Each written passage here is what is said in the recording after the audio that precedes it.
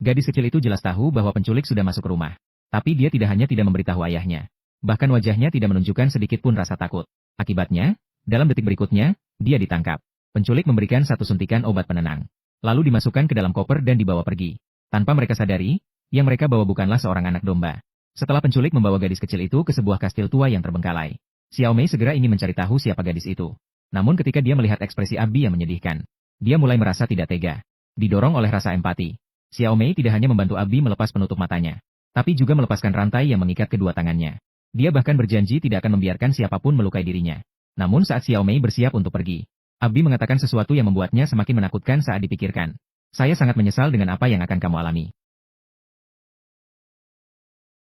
Xiao Mei baru saja keluar dari ruangan.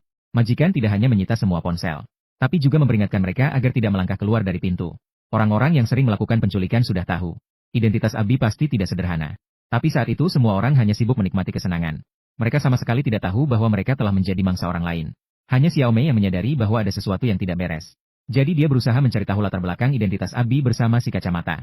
Karena instingnya memberitahunya bahwa ayah Abi bukanlah orang baik. Tak disangka, si kacamata mengatakan bahwa mereka hanya perlu bekerja.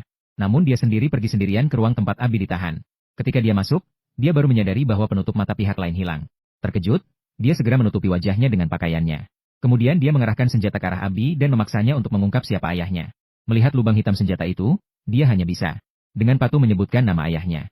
Apa yang kamu katakan? Setelah meninggalkan kamar Abi, si kacamata dengan terburu-buru mengemas barang-barangnya untuk melarikan diri. Bahkan uang tebusannya pun dibagi rata oleh beberapa orang yang tersisa. Jika ada yang tidak biasa, pasti ada sesuatu yang mencurigakan. Maka semua orang menghentikannya dan bertanya alasan. Akhirnya, setelah ditanya 3 kali oleh semua orang, si kacamata pun mengungkapkan kebenarannya. Ternyata ayah Abi bernama Lazar. Dia tidak hanya seorang miliarder, melainkan juga seorang bos dunia bawah tanah yang sangat berpengaruh. Siapapun yang mengganggunya tidak pernah dibiarkan hidup. Namun sekarang mereka malah menculik putri satu sama lain. Tapi nasi sudah menjadi bubur jika tidak mendapatkan uang tebusan. Bukankah itu berarti kehilangan keduanya, orang dan harta? Akhirnya, si kacamata setuju setelah didesak oleh semua orang.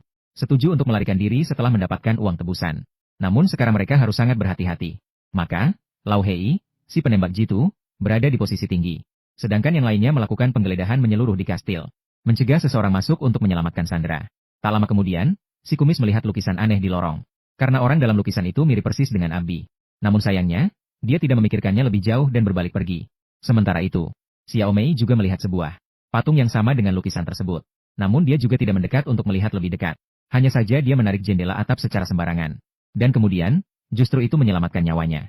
Namun, si rambut pirang yang sedang menonton TV, tiba-tiba mendengar suara aneh dari belakang.